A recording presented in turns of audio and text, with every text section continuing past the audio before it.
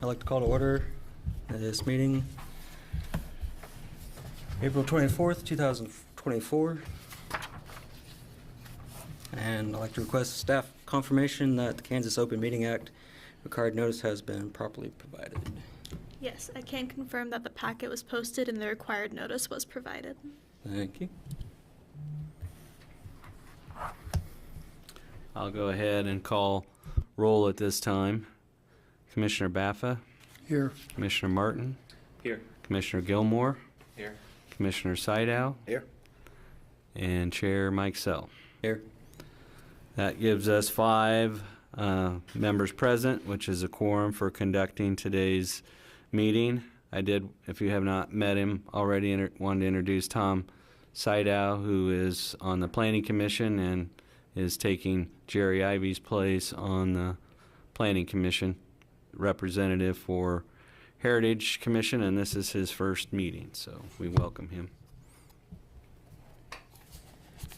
All right, we'll move on to item 2.1, approval of the minutes. Take a minute to look at that. Ask any questions.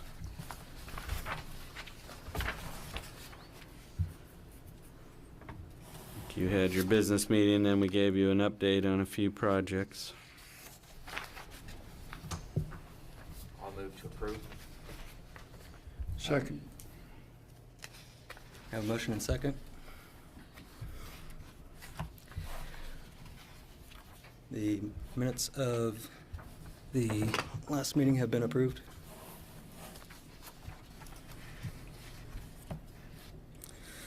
Looks like we have no new business. That's right. Yeah, we do not. The Heritage Commission is scheduled to meet quarterly and have special meetings when we have projects to review, but this is a quarterly meeting that's on our calendar, and while we don't have any specific applications, we've got a couple of one administrative item and a couple of discussion items we just wanted to touch base with the Heritage Commission on.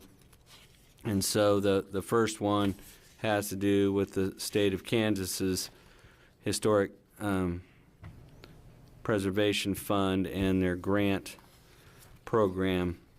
And they've got a couple of different grant programs, but one is the historic preservation grant program. And when representative from the State Historic Preservation Office was out here to discuss renewing our certified local government agreement, one of the things they said in a follow-up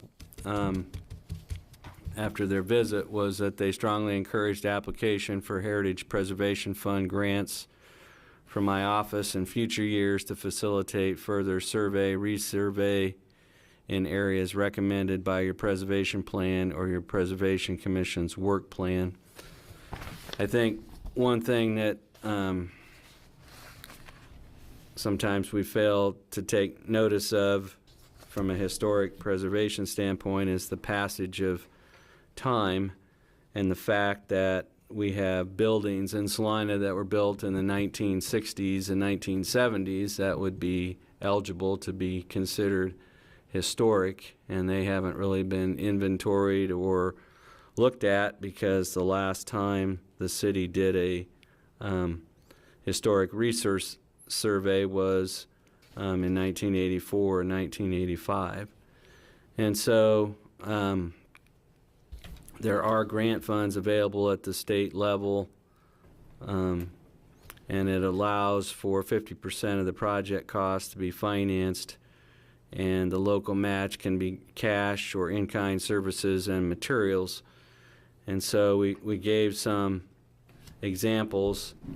The city has been awarded 5 previous grants under the program, and 2 of those were to create our local historic resource survey, which we use to the present time, but is, if you count the years, is way out of date and is almost a historical document itself.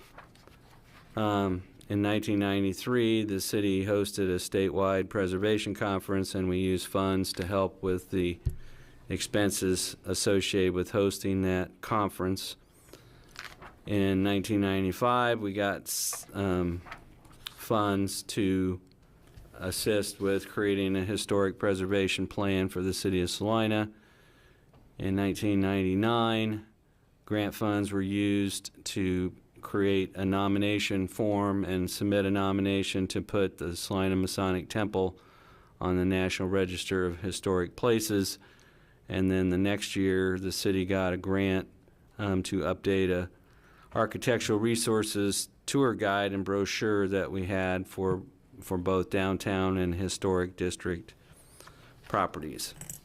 And so there's quite a gap there from 2000 to now 2024 where we haven't sought any grant funds during that time. And so as I noted, when we had a site visit from the State Historic Preservation Office, they pointed out to us that it's been a long time since we submitted a grant application and that our historic resource survey that we're relying on is 40 years old. And so it wouldn't have to be for that. But I did want to note that at this time, we're down one planner on the city staff, and John Berger, who worked for the city for 29 years, was an architectural historian, and so he really filled a niche in terms of steering and taking control of and handling most of the historic preservation aspects in the planning department, and we don't necessarily have that go-to person right now. And so part of doing any kind of grant is an in-kind contribution where we would have to devote staff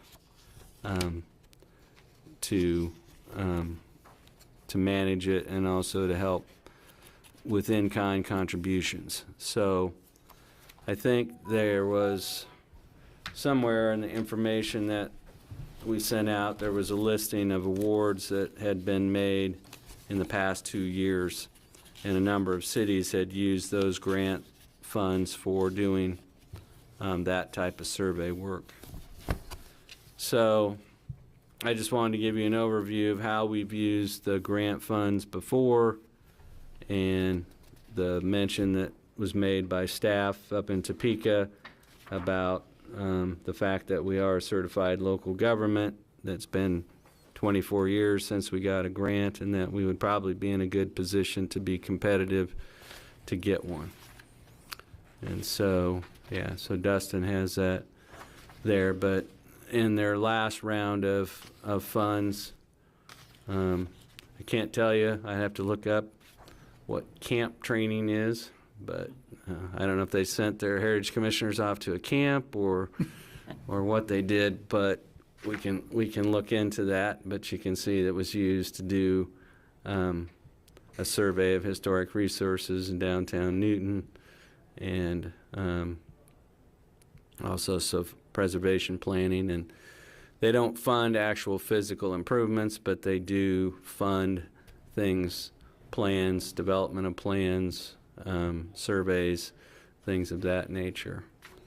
And so you can see that it's spread around through the state, and they're not large amounts, but it's enough. In the case of Salina, I think we had 2 consultants, one of which was a Salina resident, one of which was outside Salina, and they were the ones that surveyed the community and did the research and helped prepare the current historic resources plan that we have. So this is just on here to gauge the interest that commissioners might have in seeking grant funds for some project, and just to gauge your interest in pursuing that. So I was somewhat involved in in some of the earlier grant applications for the historic preservation plan, but we would just want to see if this is something that the Heritage Commission would want to see staff pursue, and if not this fiscal year, looking ahead to fiscal year 2025.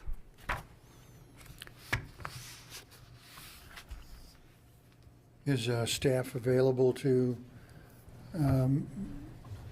work on a project like this?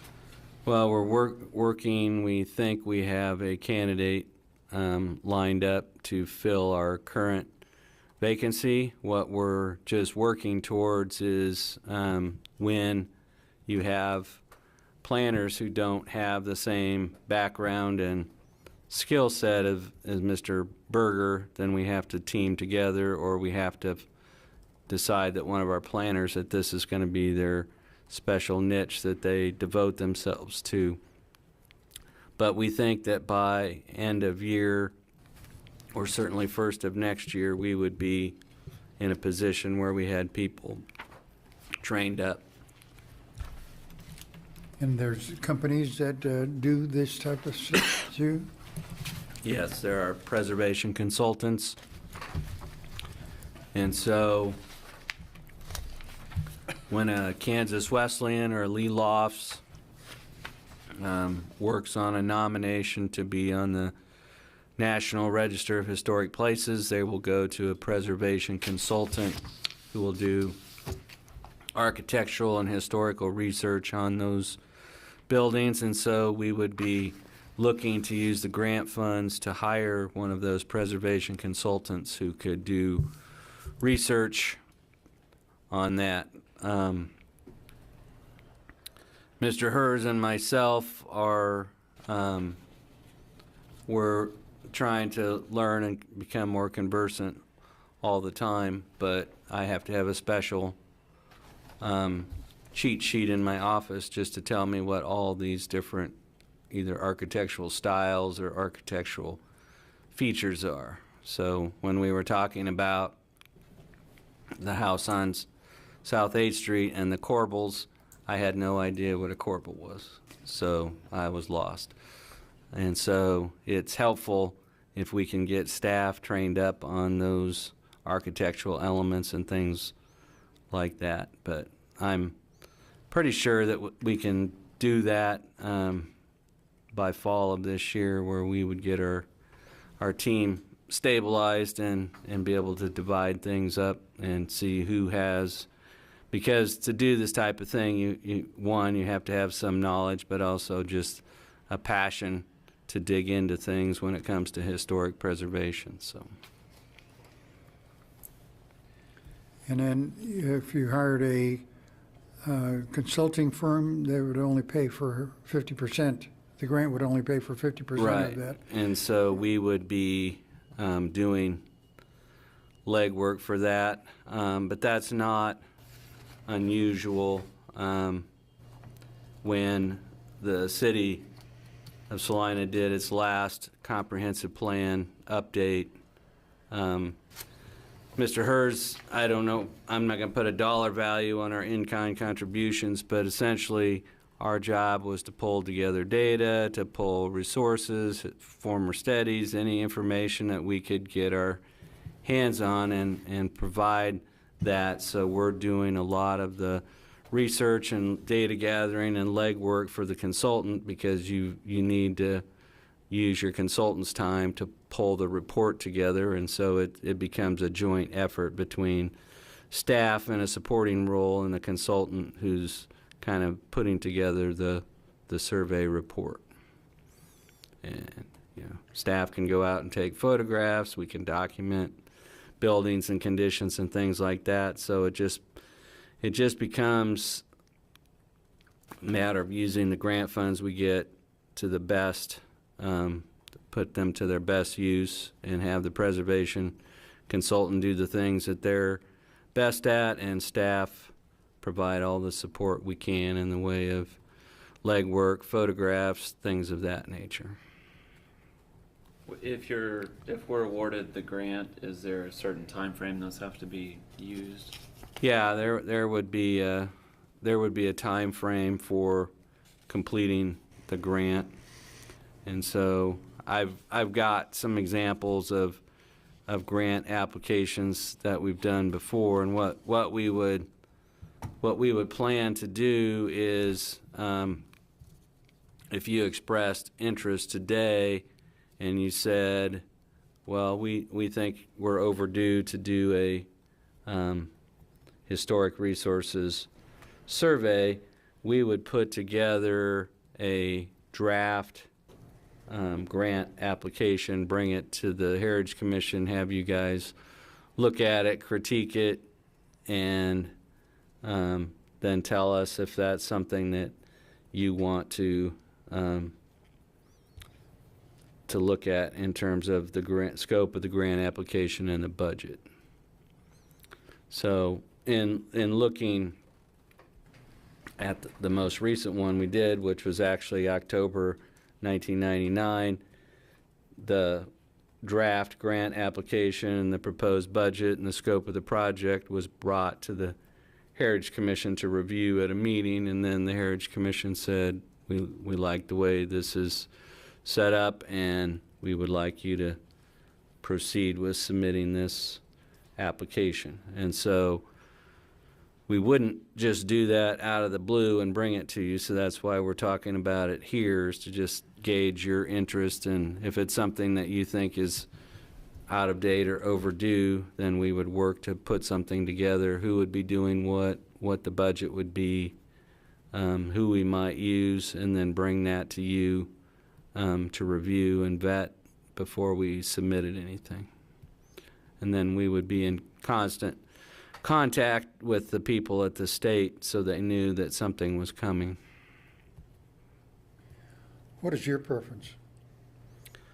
Well, from what I can tell and from looking at other places, the main thing that I keep hearing is that where we're missing things is things that when you think about doing a survey in 1983, that means that construction from the 50s, the 60s, the 70s, none of that was even looked at or considered.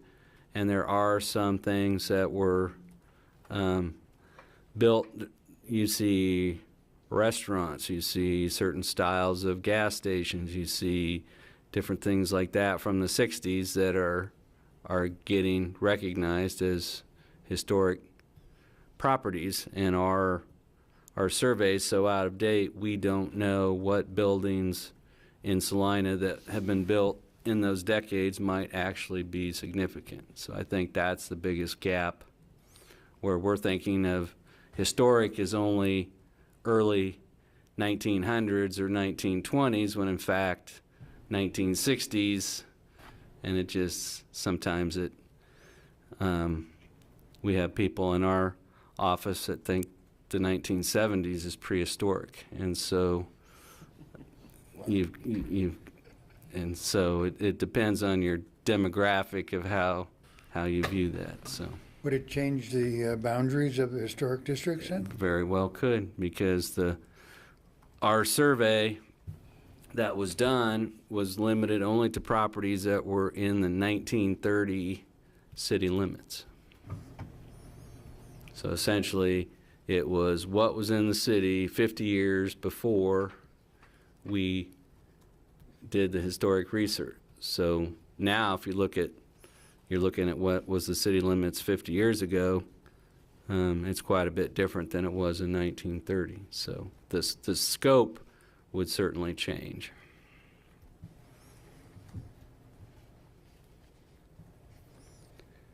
So we don't need a formal vote or anything, but just a consensus. Would there be interest on the commission of us putting something together in terms of a draft application and scope, and bring that back to you at a later meeting to see if that's something that you want to authorize us to pursue? I definitely think we're due. Yes. I mean, it sounds like staff may be on the verge of too much going on currently. I don't know if we should look at possibly submitting it next year, but just being ahead of it knowing that we're looking at being fully staffed within the next 6 to 10 months. And the planner that we're looking to bring on board is a Salina native, someone that grew up and lived in Salina their whole lives. So this might be something that they want to take on and own themselves, and so we will see. But I will take that as a guide to try to move forward and put something together. But it didn't make sense to staff to just like bring a draft application and on the presumption that this is what you might want to do. So we will when we get our new planner on board, we'll pull some of this stuff together, try to look at the application requirements in the grant, and put something together that we can bring back to you at a later time. And so that is our administrative item, and then I have 2 items that we just brought for discussion purposes, and one is a pretty lengthy report, but it's just got some good history in it as to the origins of our conservation ordinance, how long we've had a Heritage Commission, what the purpose was, but something that's been discussed off and on by both the Heritage Commission and the Downtown Design Review Board is the concept of demolition by neglect, or are there programs where the city can go in and intercept a property and take some preventative measures to keep it from going to the point where the only viable option is demolition. And so what distinguishes the demolition by neglect program from, say, a property maintenance code is that a demolition by neglect ordinance usually only applies to historically designated properties. And what it generally does is it allows the city to go in and take steps, whether it's fixing broken windows or patching a hole in a roof or making foundation repairs or something that will stabilize a home to keep it from deteriorating. And so when I was I've done research on this before, but on page 2 of the report, our historic preservation ordinance says, all real property in any building, structure, or utility thereon designated as a historic landmark or located in a historic district, whether owned or controlled privately by a public body, shall receive reasonable care, maintenance, and upkeep appropriate for its protection, preservation, enhancement, perpetuation, or use in compliance with the terms of this article and the applicable codes of the city. So I found a letter where we had sent to the owner of 516 South 8th Street in 2019, basically pleading with them and outlining things that had been identified to take some preventative maintenance measures, to patch holes, to prevent water damage and things like that, to keep the home from reaching a tipping point where it got so bad that the only choice was to demolish it. And fortunately, it didn't reach that point, and we gave you a report at your last meeting about the complete restoration of that home.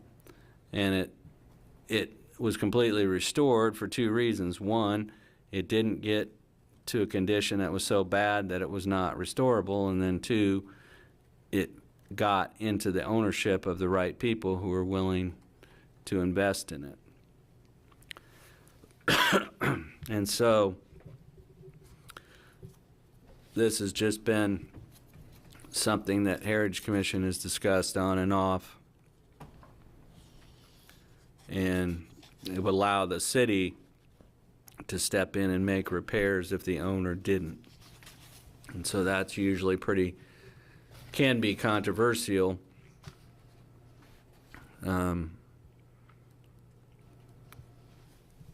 And so it's more of an intrusion, if you will, on private property rights. But it doesn't do much if you don't have a requirement for doing affirmative maintenance and you don't have a consequence for not doing it. And so the way that does is those repairs are made. They're made by a contractor working for the city, and if the owner doesn't pay, then it's put on the property as a lien. And how often does that occur? How often does it occur? Well, there has to be some standards and some benchmarks for how far is too far, and then also, I don't know, I believe that the former St. John's Hospital is a really good example. You had the hospital. They sold it to Sunflower Development Group out of Kansas City, who had a lot of experience restoring old buildings in Kansas City. They hired a local contractor, and they checked it daily or weekly to make sure it was secure, that there were no broken windows, that doors hadn't been broken into. And then Sunflower sold it to a different owner, and that owner didn't have anybody checking on the building. They were absentee owner, and it was broken into all the time, and things were getting damaged, things were getting carted out, and it just wasn't secure. And we can do a few things like put locks on things, but we had a period of time where planning staff was going over to that block every week, and we'd walk, because that building has like 25 doors, and we would go by and we would check every single door to make sure it hadn't been broken into and secured. Well, that should be the property owner's responsibility, and if they don't do it, then they should be assessed for the city's time or costs for doing it for them. But you can, we don't have a lot of communities, and for Preservation Month, there's a national list of endangered buildings, but the one that I think about constantly that has just been teetering on the edge for years is a house that's at 645 South Santa Fe, and the front porch is crumbling again, and it's unpainted, and it's a really beautifully built house, but it has not been maintained. And so what happened at 619 South Santa Fe is that the condition, especially the foundation, got so bad that there wasn't any choice but to demolish the property and the house on the property. So the idea behind demolition by neglect is you can do one of two things, and the one thing we haven't done because we have no resources for it is to try to give incentives to people to make, whether it's financial incentives, low-cost loans, matching grants, things like that, to help with compliance or maintenance. That's another option. But Wichita and Olathe are both cities that have demolition by neglect ordinances. St. Louis, Missouri does. And so it's been brought up periodically, and we've had different heritage commissioners and downtown design review board members say that they'd like to hear more or learn more about demolition by neglect ordinances. And then in 2006, the city commission authorize staff to draft a demolition by neglect ordinance, which we did, but it was never formally adopted. And then in 2013, the city adopted a property maintenance code, but it does not specifically address architecturally or historically significant homes. And the only other intervention that the city has had that I've been involved with, there was a home on Prescott, and to keep it from deteriorating any further, the city took ownership of the house, and then we did a request for proposals for people to come in and rehab the house.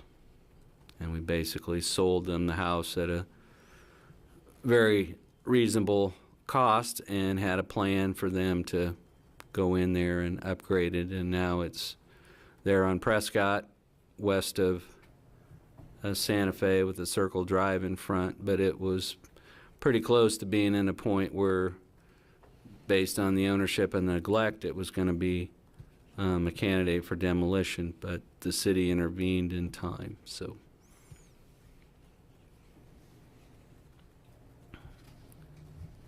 And you hired someone to designate dangerous structures?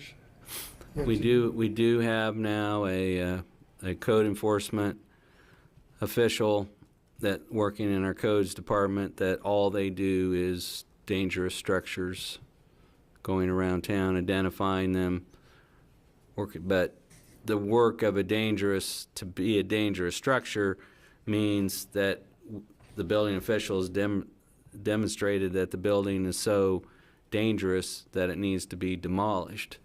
And the idea behind a demolition by neglect ordinance is to try to have the owners make necessary repairs and do maintenance to prevent a building from getting to that point where it becomes dangerous. So just because there's a hole in the roof doesn't mean it's a dangerous structure? No, there has to be a number of other things, but there's a laundry list of things, a lot with the foundation and stuff at 619 South Santa Fe, and it has been declared a dangerous structure, and it's just a matter of the city having a backlog of bids to get things demolished. But that is going to go to bid to be demolished, and so part of the code enforcement inspector's job is to whittle down that backlog and get identified dangerous structures demolished. But demolition is not a preservation program. A demolition by neglect ordinance is to try to use intervention to keep a house or another building from getting so bad that the only alternative is demolition. So I guess the best way I can describe it is, under our current situation, we send letters and plead nicely with the owner to make repairs or to get rid of holes in roofs or fix their foundation or things like that. But there's no consequence if they don't. Under a demolition by neglect concept, you send those same letters out, and then if they don't respond, then the city can go in and intervene and make those preservation steps, and then they can, if those costs are not paid, then they would be a lien against the property.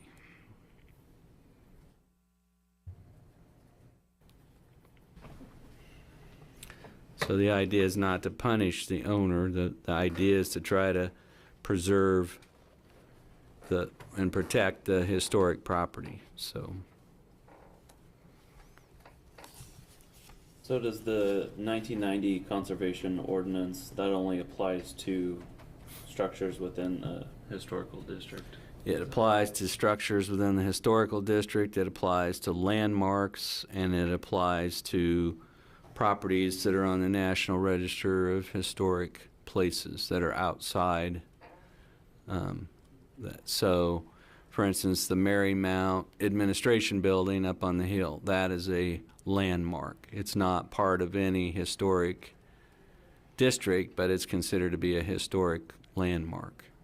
And so that is subject to this ordinance.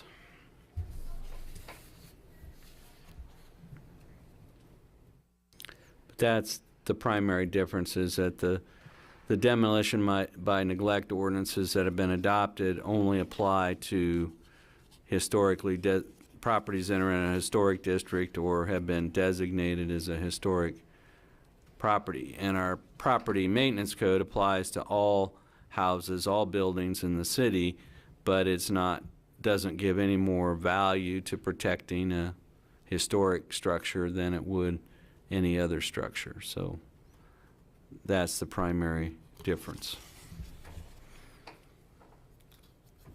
So again, this isn't an action item, but as part of the information that's in there is that we gave you information about what's in the property maintenance code, and then we gave you some examples of demolition by neglect ordinances. And as I noted, for me, the classic example, when I drive down Santa Fe and I look at 645, that property is being completely neglected by the owner, and if no intervention happens soon, then it will reach a tipping point where the only alternative is that it's not inhabitable and it will have to be demolished. Now, is that the one right next to the old Mowry Clinic? Yes, it's to the north. Yeah. It's notable by its lack of paint. Yeah.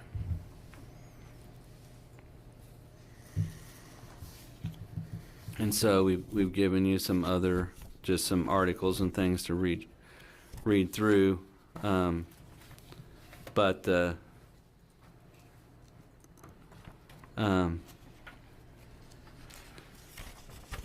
it is primarily just some examples that we gave you that only apply to historic properties. So that property on Santa Fe, at what point can the city intervene similarly to what it did on Prescott? Well, that, to be honest, was I would call that, to a point, a political decision where we had a majority of members of the city commission who were sensitive to historic preservation and did not want to see that neglect go any further, and we didn't have a demolition by neglect ordinance, so our solution to prevent further neglect was to take ownership of it.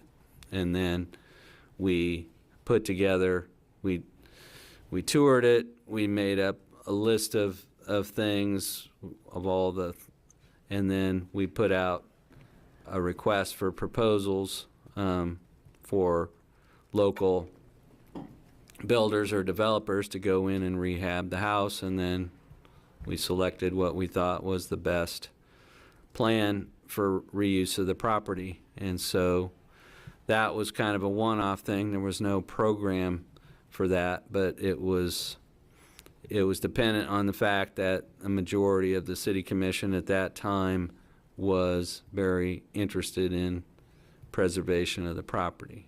And so I think it would be difficult to have, just to choose one property. Well, we think this property on Santa Fe is so important that we need to intervene and purchase it. I don't think that's not a program or a policy, and so that's why some of these communities have adopted a demolition by neglect ordinance. And so that is dealing with repairs and not necessarily taking ownership. But it's basically a preemptive act that the city steps in before things go too far in the wrong direction. I mean, is there any merit to doing that universally with all properties before they're demolished? As far as, Well, the only one it would, if you did it outside of historic districts, it would probably exceed our resources to do that, and so every demolition by neglect ordinance I've seen has been something that was instigated by the Historic Preservation Board, and they're involved with it, but it only applies to historic properties.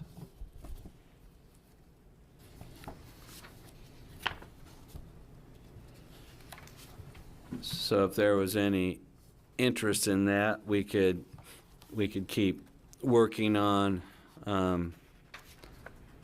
some drafts or outlines of how that might work on a local level. But the reason we put the property maintenance code in here was just to show you what we have on the books now. It's just that there's nothing in the property maintenance code that gives special emphasis to buildings like St. John's Hospital or houses on Santa Fe. So.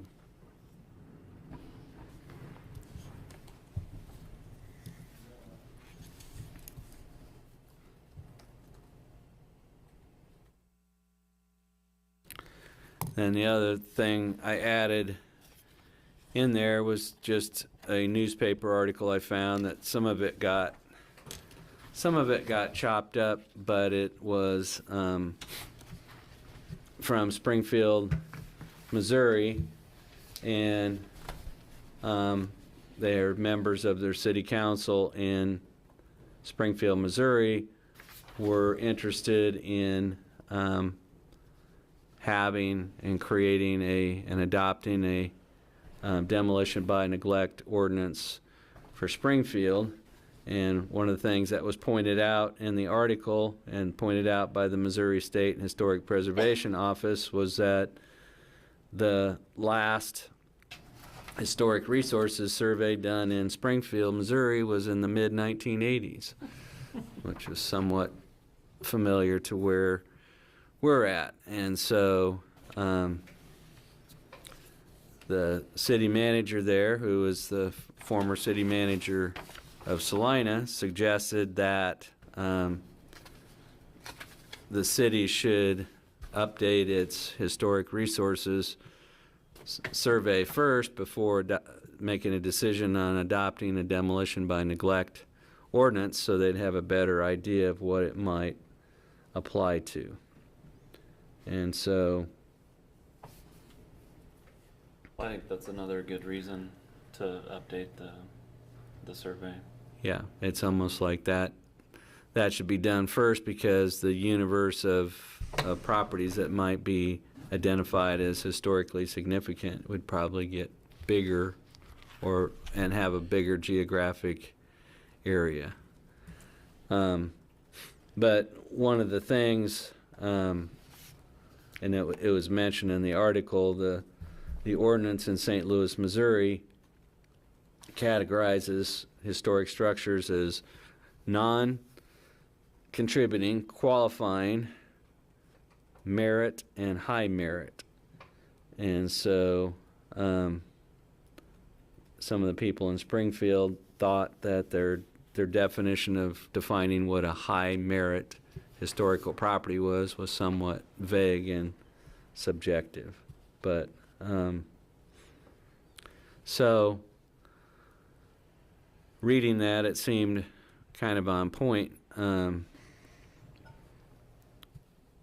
So the idea was that they would update their historic resources survey first, and then come back and talk about demolition by neglect once they had a better picture of the geographic scope and of what might be affected by that. So that that made sense to me.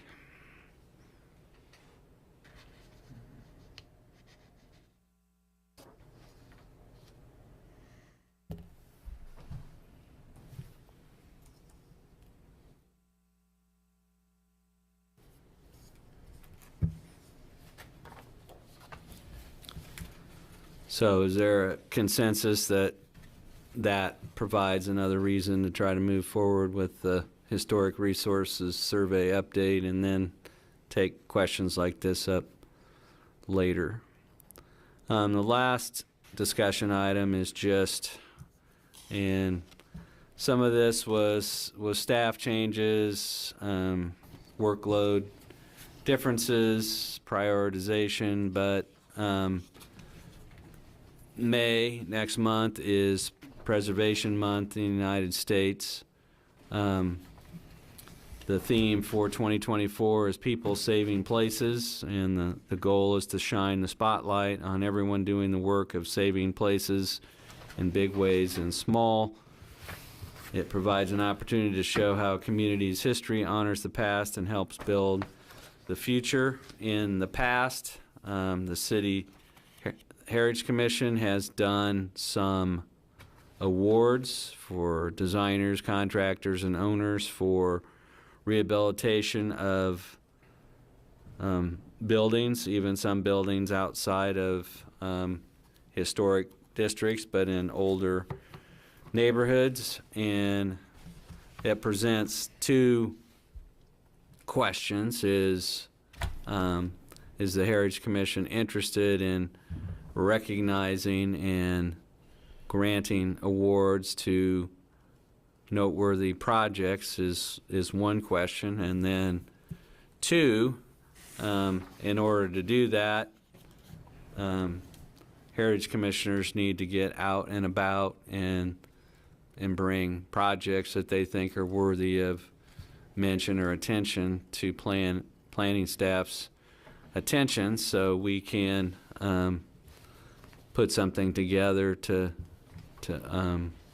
recognize those. And so in the past, there's been an awards ceremony in this room where the Heritage Commission has given awards to designers or owners for the work that they have done.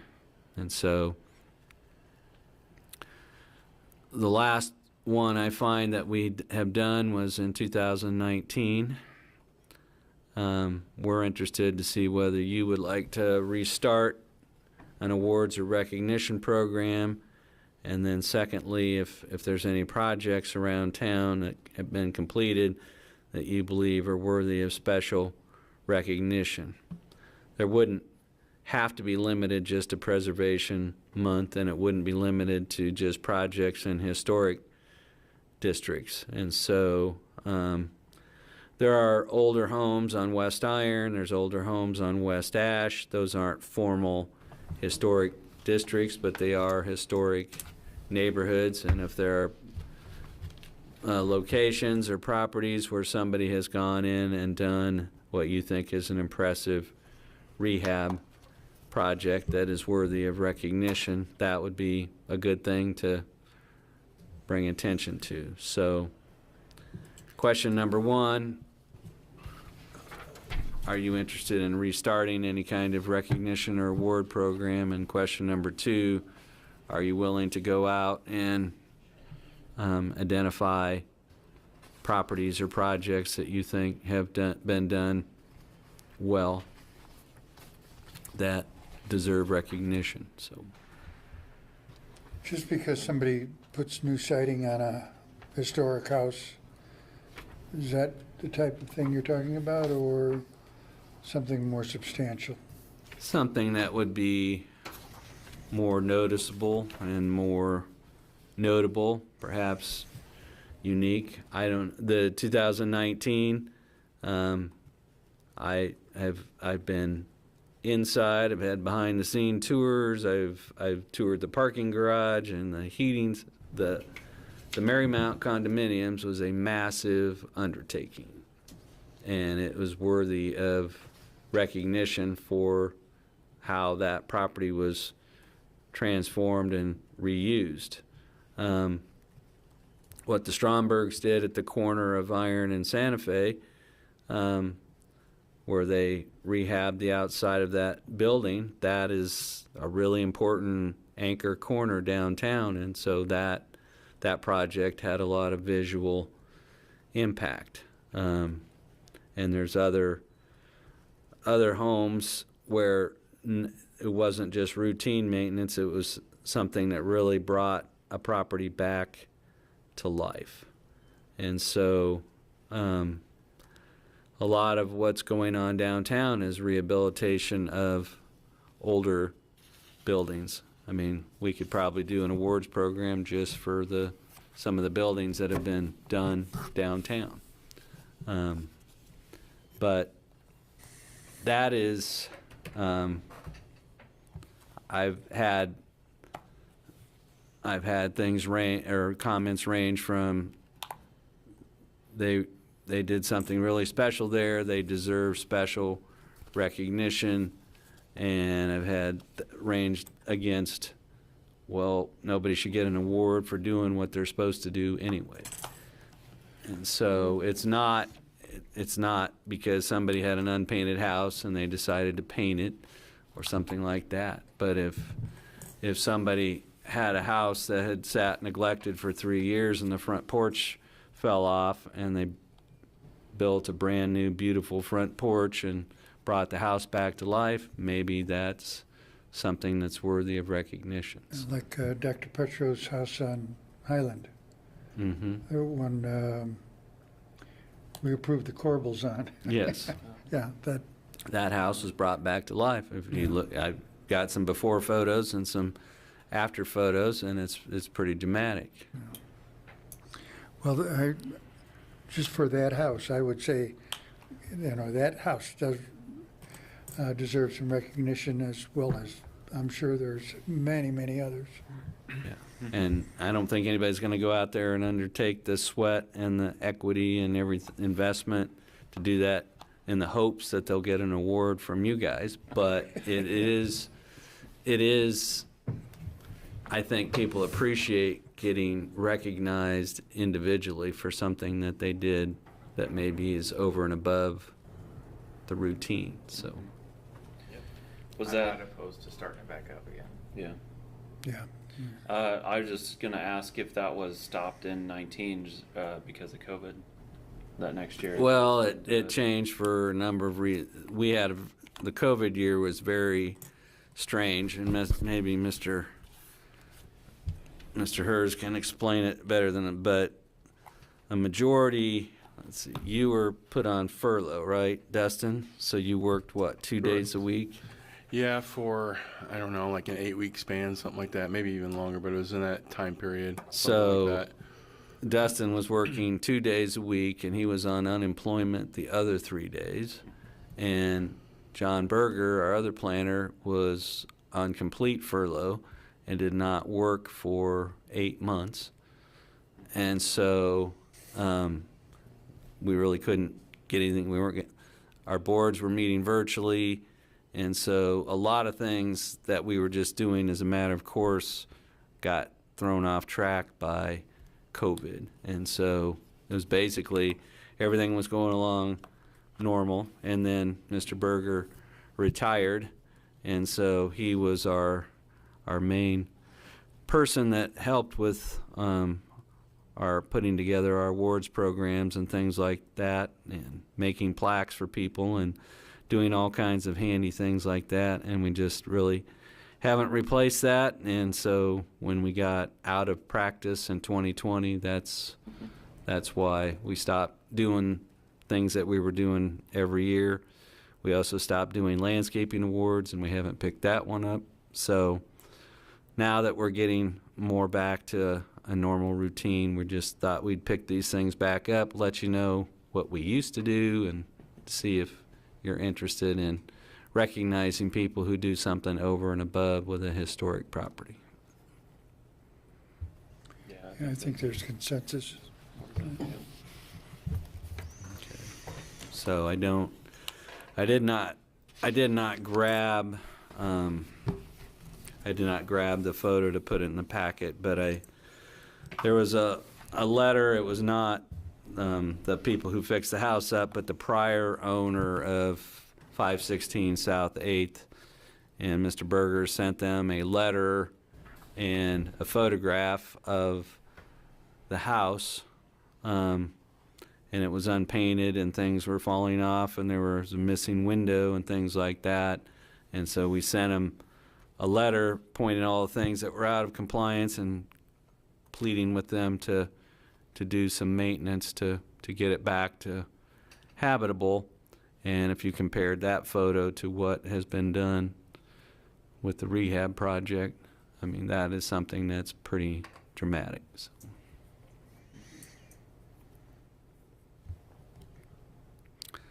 So with that, those were the main discussion items we didn't have, since we didn't have anything for you to act on. Don't have any updates for you on St. John's Hospital, other than there's a lot of dumpsters out in front of it and they're still hauling a lot of things out. And I'll check with Margie to see if we've had any other contact with the new owner. Nope, just that they're continuing to work on it and keeping it secure. Yeah, Nothing else at the moment. That's the main. And what plans do they have? Nothing concrete at this time. One of their goals is to get the kitchen back operating and having something in there.